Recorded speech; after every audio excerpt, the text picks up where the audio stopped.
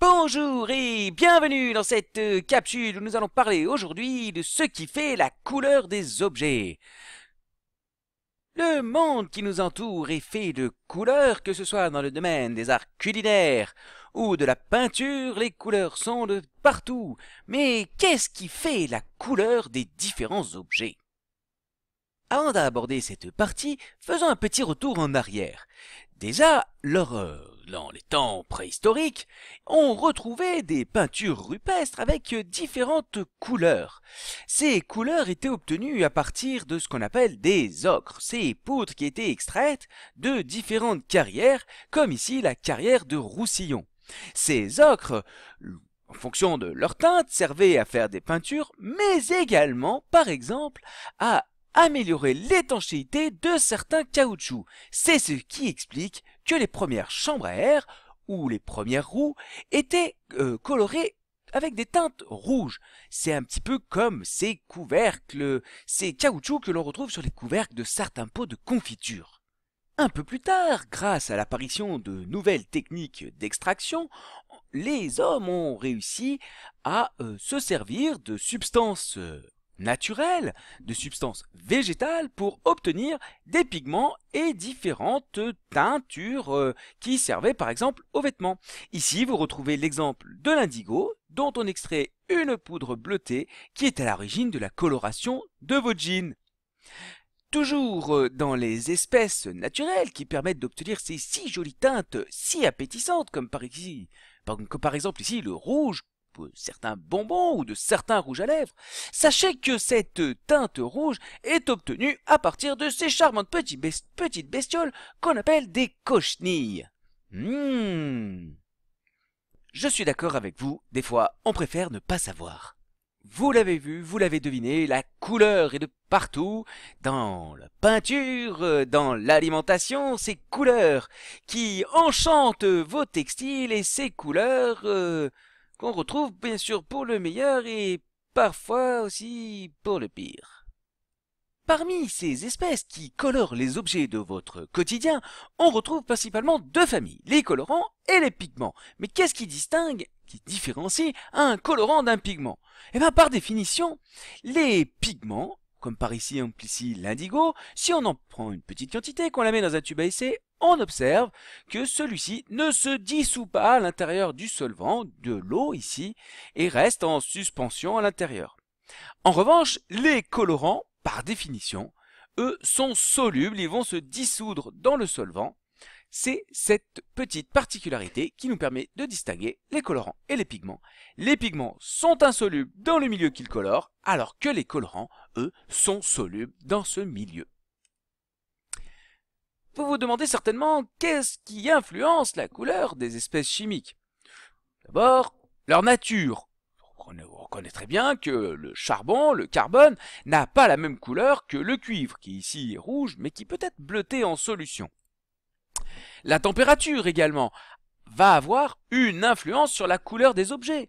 Vous avez tous constaté qu'une barre de fer portée à un cœur d'essence, qu'on chauffe énormément, va prendre des teintes du rouge, orange, jaune, jusqu'au blanc. Peut-être connaissez-vous également ces peintures qu'on retrouve des fois dans certains jouets, ou gros jouets comme ici, qui changent de couleur en fonction de la température. Le taux d'hydratation également a une influence sur la couleur des espèces chimiques, sur la couleur des objets. Peut-être vous rappellerez-vous ce test, le test du sulfate de cuivre anhydre ici. Vous savez, c'est ce test où le sulfate de cuivre de couleur blanchâtre va, lorsque l'on ajoute quelques gouttes d'eau, en route les gouttes d'eau, voilà, allez, merci, va se teinter en bleu. C'est un test chimique qui permet de mettre en évidence la présence d'eau dans une substance. Autre paramètre qui influence la couleur des espèces chimiques, c'est bien évidemment la concentration. Vous avez tous constaté qu'un sirop de menthe très concentré est plus foncé qu'un sirop de menthe beaucoup moins concentré et dans lequel il y a plus d'eau.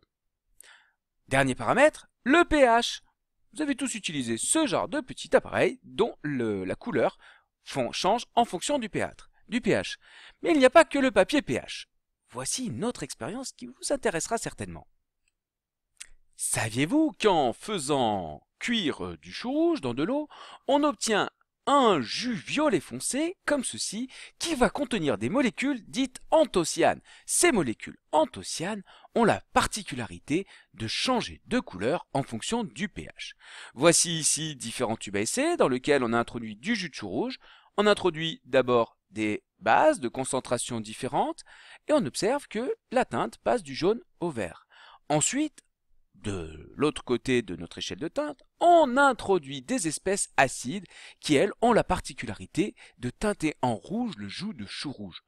En mettant des espèces de pH différentes à l'intérieur des tubes, on arrive ici à obtenir ce genre de magnifique échelle de teinte qui peut être utile pour déterminer le pH des produits ménagers qu'on a à la maison, à partir de jus de chou rouge. Voilà.